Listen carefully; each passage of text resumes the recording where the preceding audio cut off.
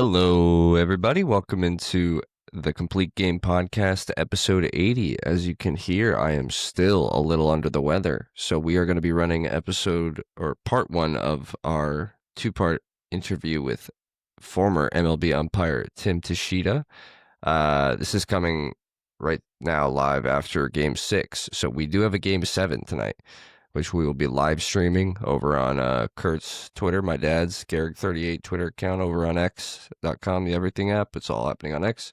We'll be talking about the crazy bottom of the ninth we just saw with the Addison Barger double into the double up. Barger, I mean, the guy's on fire, but you can't get thrown out like that to end the game.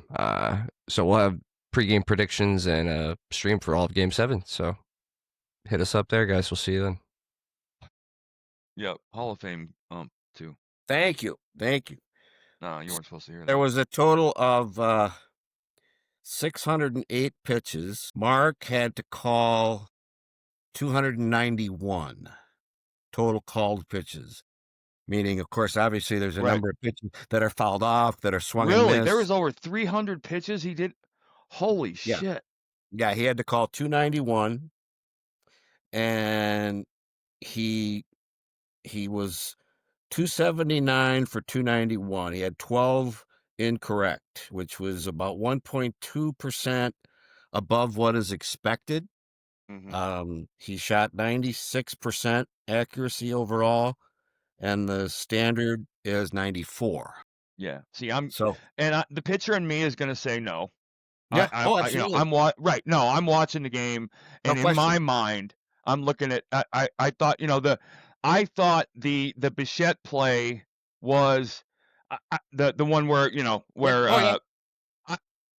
I didn't see him do anything wrong, but it did seem like a little bit of a delayed call. I thought it was a bad call, but neither here nor there. I didn't see him do anything wrong there, and I guess what Snyder went out and said, dude, you got to please just call it faster, because it was, I guess, a delayed call. Yeah, it was. Mark is very deliberate to begin with, and both sides know that. But you're particularly deliberate when you're working in the shadows. Right. And the shadows are there for about the first hour and a half. It was early in the game, if you recall. Right. And I'm not here. I will never go on air and make excuses for umpires. No. And I'm not doing it. It's hold on. Let me just preface what you're about to say. It's a fucking hard job. Oof. And people can't understand the speed with which things happen, especially behind the plate. So, I'm not, and again, I'm criticizing as a player. I thought he had a bad game behind the plate, but I like Mark. I've always liked Mark. I think he's a good. I love that he's mic'd up, by the way, because I like to hear that immediate ball out, ball down, ball low, because I used to ask you guys and I did it to CB Buckner all the time. Yeah. He would miss a pitch, and it would be a cock shot down the middle, and I'd go, "Hey, CB, is that ball out?" He'd go, "Yeah, that's out," and I'd be like, "Oh, you're full of shit. That's not out. That was right down the middle." I was setting you up for that one. Yeah. But he does that. He calls it, and I like that. I like that he was mic'd all night. Mark is he graduated from the same high school I did. Really? As did Paul Molitor and Joe Mauer. Wow. Shit. Catholic school, and in the same 2 square mile area produced Mauer, Molitor, Jack Morris, and Dave Winfield, all 4 in the Hall of Fame. 4 within fucking a 2 Hall mile of Famers. square. Are you kidding me? And then 2 major league umpires. We're just passengers on this flight, the two, Mark and I. But But we had tremendous coaching, and I don't know how much time we got, but I got a cute little story about Mark Wagner. You'll love this. I want to hear it. Please. Mark, I had him as a student at umpire school, and I didn't know him before he came down. I knew that he was from my high school and that, but I didn't know him. And he was hands down the best student I ever had. He was just, he got it from day one. But going back to his high school days, I'm 5'8", Mark is 5'7". He's a very good athlete. Blew his arm out, blew his elbow out as an 8th grader, throwing too many curveballs and not getting good coaching and everything. So he goes to Cretan High School, which is at the time was all male Catholic ROTC school. Okay, so we had the Christian Brothers and we had the military. It was a very disciplined but very well coached, really good, athletic history. So uh, Mark can't play baseball anymore. So spring of his freshman year, he's the oldest of 5 kids. Family didn't have a lot of money, but if you wanted to go to this high school in St. Paul and you were Catholic, they found a way to get you in there. You could work off tuition, and there were no freebies. And so he goes out for track his freshman year, and they're practicing track, and the baseball team's over there, and he's watching them practice, and he's salivating and going, I can't stand this. I want to be playing baseball. So they had a small house, and the house had a single detached garage in the back. His dad had a labor type job, and he went out and got an old mattress, and they put it up in the garage. And every day after school, Mark went home, and for 2 hours, he taught himself how to throw left-handed. Did that for a whole year. For a whole year. And the coach of the team, who went on to coach in D3 and won 4 national championships, but he was our youth coach growing up, and he was the high school coach at Cretin at the time. A good friend of his has a son who's lifelong friends with Mark. Okay, Dennis Denning was the coach. He never heard of Mark Wagner. They had no idea who he was. So the dad tells him the story about this kid that's taught himself how to throw left-handed. And Dennis is the kind of guy that he says, well, he's on my team. That kid's on my team. Any kid, freshman, sophomore in high school, has that wherewithal to take it upon himself. He said, he's on my team. So junior year, he makes the team, and he's like the 4th outfielder.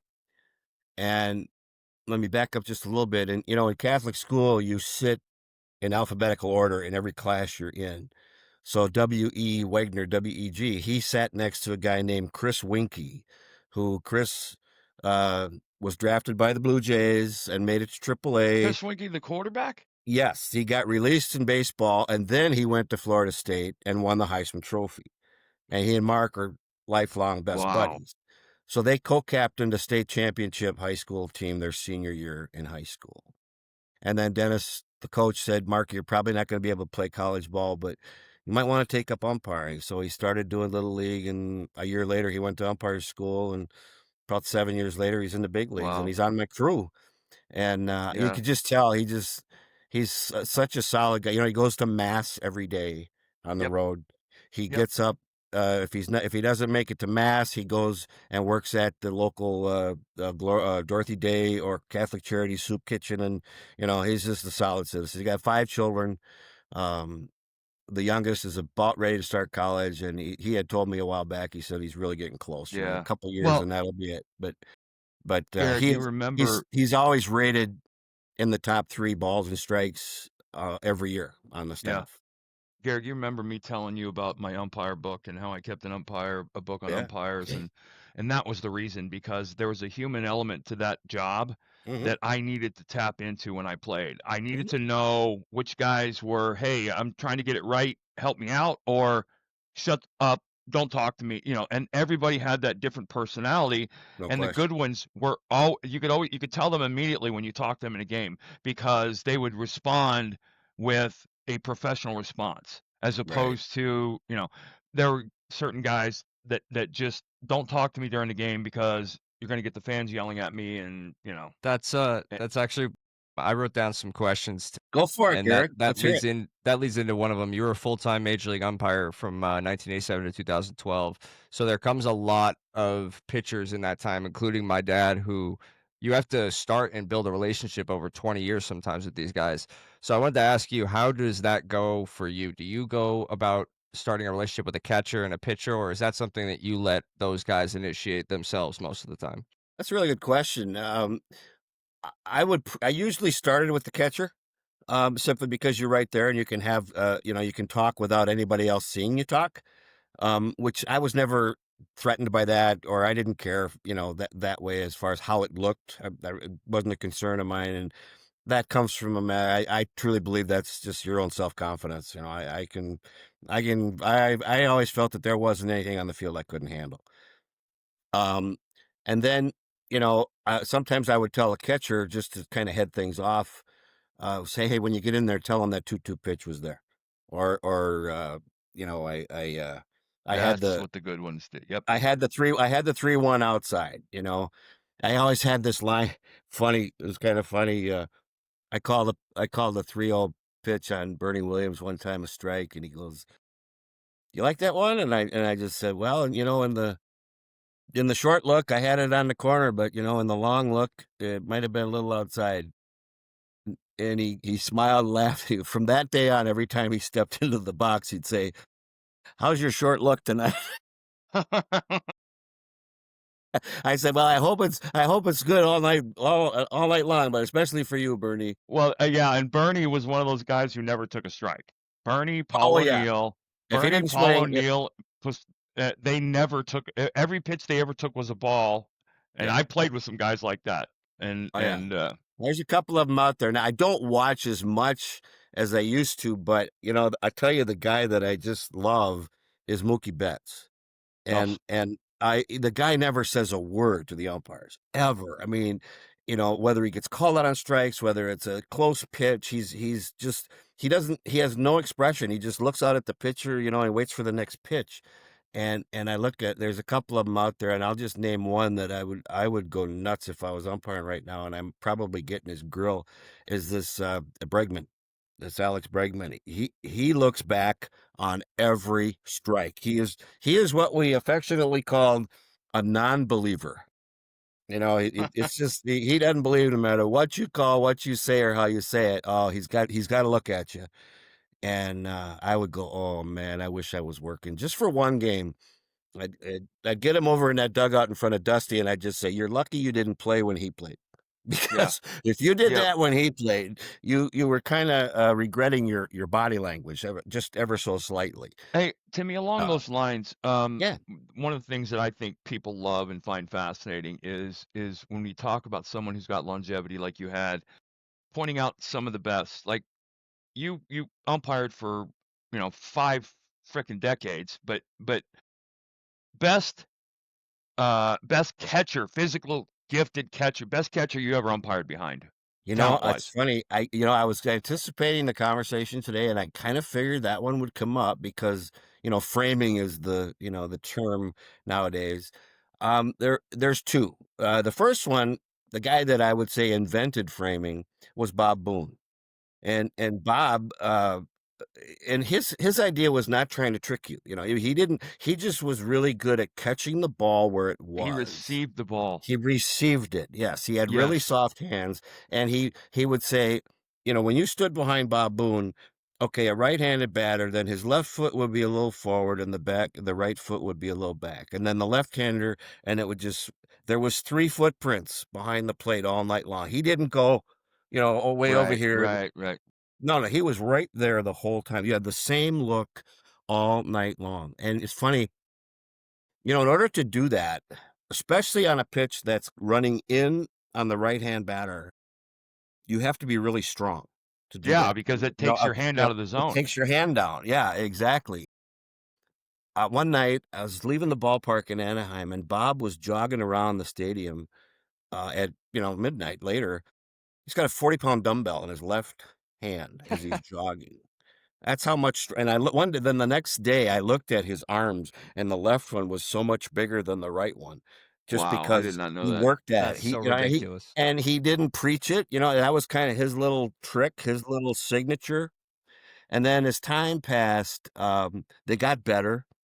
When I first broke in, uh, catching overall in the American League particularly, was they were willing to sacrifice defense to get a little more offense. We had guys like, and this is no criticism or anything, but we got guys like Don Slott and Bob Kearney, and they weren't the best receivers in the world. They were nice guys, Mike Heath, but they wanted 20, 30 pounds more, or 30 points more on batting average for those guys. Yeah. Then Terry Steinbach came along. And so now we had Steinbach and Boone, and Steiny was a really, really good receiver. But if you're gonna have me name the best, I would say Brad Osmus was the best of later in my career. He was so Really? smooth back there. Oh yeah. Yeah, Brad had really, really good hand. He just caught the ball where it was. on either side of the plate, and he didn't beg. He didn't try to work you. I got to tell you, watching that game last night, I'm really uncomfortable with how the catchers are catching the ball. I don't like it. They're doing such a poor job, and and I remember umpire. It's almost insulting to the umpire, where you catch a ball under the hitter's armpit and you bring it back down in the zone. It's like, what are you doing? Right. And the one they're doing it on the most, which is I think works against them, is the low strike. Because if they just leave it alone, they'll get it more than they lose it. Because if it's right on what the umpire considers to be the borderline, you always want to call that pitch a strike. But if the guy pulls it up 3 or 4 inches, you say, well, he must have had it low. Well, and that gets back to receiving, right? The good ones, like Doug Mirabelli was phenomenal at it. He was a good receiver, and the ball would come to him, and it didn't matter where it was. He didn't do that whole late move thing, because I did, like I said, I know umpires who would get pissed if the catcher was doing that on, obviously, listen, that ball's 2 feet outside. Don't bring it back in. Yeah, leave it alone. Dutch was a good receiver. Darren Dalton was a good receiver. I liked working behind him. He gave you a nice look. I thought Levy was good too. Yep, very good. And then Damian Miller, who I had in Arizona. Damian Miller was a real good receiver. Very good receiver. Charlie O'Brien was a good receiver, but then when he went to Atlanta and they thought he was the master magician of all, then he kind of got a little full of himself. Yeah. He started trying to trick. Tell me, there's one guy I want to ask you about, if you ever had him, who's a dear friend who I love to death, Todd Pratt. Todd Pratt was that guy who hung around for 10 years, did his job phenomenally, and made his mark. I love pitching to him. I came up with him in the minor leagues, and I thought that he was one of those guys that as a backup catcher behind Darren Dalton, you're going to catch 30 games a year. You better make them matter. And I always thought he did a good job behind the plate. He gave you a good look, caught the ball well. He was happy to be there. Yes. And I mean that, in a polite, respectful way. He got the most out of his ability, I think. And, he didn't have a high opinion of himself. He was a good journeyman. 10 years in the big leagues is 10 years in the big leagues, man. You can't fool your way for that long, Hey, I watched this stuff. I'll go one more time, and then I know Garrett's got some more questions over there. So we go to that situation last night with Bichette and the ball, the high strike. 3 things. 1, this challenge system that's going to come into play next year, much as I hate to say this, would have been in play on that pitch, and it would have corrected everything. Yes, it would have. Okay. And changed the entire complexion of the game. The way the challenge, people are so confused as to, this robo ump and automatic strike zone. That's not what it is. It's a challenge system. Each team gets 2 challenges per 9 innings. Then they probably get 1 more in extra innings or something like that. I'm not familiar with. And if you challenge and overturn, you keep it, right? You keep it. It's like any other sport. Okay, so they're going to get 2 plays on the bases, replay, and 2 challenges. Now, common sense tells me that most likely they're going to save them for late in the game, when it's really. But I wasn't aware of, and I learned this recently, that the challenge can only come from the hitter or the pitcher or the catcher. That's it. It can't come from the dugout. Right. Okay. So I like that. I like that. I like the speed. I like the speed of it. Because a catcher's going to second guess himself. He's not going to beg on every one of them. He's going to ask when he knows for sure. And that's what I was going to ask you. That relationship is going to become a huge factor, because, and you weren't one of these guys, but I know umpires who would say, hey, listen, dude, don't challenge me, please. Or because I even regardless of how I feel about umpires, I hate when a call gets overturned, because I know the umpire, they're trying to get it right. But I hate when it gets overturned, because it's embarrassing. In front of 50,000 people, you just got told, hey, you were wrong. Yeah. You know what? They don't feel that way anymore. And that situation last night, no one would have been happier than the umpire crew if they were able to flip that and avoid the confusion that followed. And, everybody did their job. Everybody was just a second late. And it came out later on that, Varsho had said that he didn't hear he just didn't hear Mark. He said, it's so loud in here. I didn't hear him because Mark doesn't have a huge voice. And it's not that he whispers back there or anything like that. But so, you can avoid those things. And the other play last night, which is, I've never seen this play. You watch the game enough times for enough years, you'll see something new every night. But the bases loaded ground ball to Muncy where he just put his foot on the bag and an insanely high IQ play. So that's incredible. That was awesome. And for the third base umpire, okay, I'm watching it like you are on TV, and we've got a camera view from the front. And right away, I saw that play, and I said, he beat it. He's safe. And Jordan called him out. But it's just like a play at first base, except from that position, you can't get in front of it. You get in front of it, you're going to hinder the fielder. So you're calling the play from behind, and you've got the fielder and the base and the ball behind you can't see it. So you just got to call. You're not thinking of a force out there. No, you're not. You're not umpiring a force out. You're trying to make sure the runner doesn't interfere. Whatever. The ball is the fair. Last thing I'm thinking, last thing I'm thinking, the umpire's thinking right there is, oh, this is going to be a bang bang play. Yeah, right. I've never seen that before. And in addition to that, I've never seen that exact play before. Where I've seen a quick step, step on a bag, but this one, he's touching the bag as he fields the ball and the run, everything's there at once. You go, holy cow. And Garrick, that's one of those things that I think the listeners need to understand. You're talking about a guy who umpired almost 30 years at 162 games a year. So you're talking about thousands of games, hundreds of thousands of pitches, and hundreds of thousands of plays. Seeing something last night after 12 years after he retired that he's never seen before. Yeah. That's what makes baseball baseball. It's still the greatest game in the world.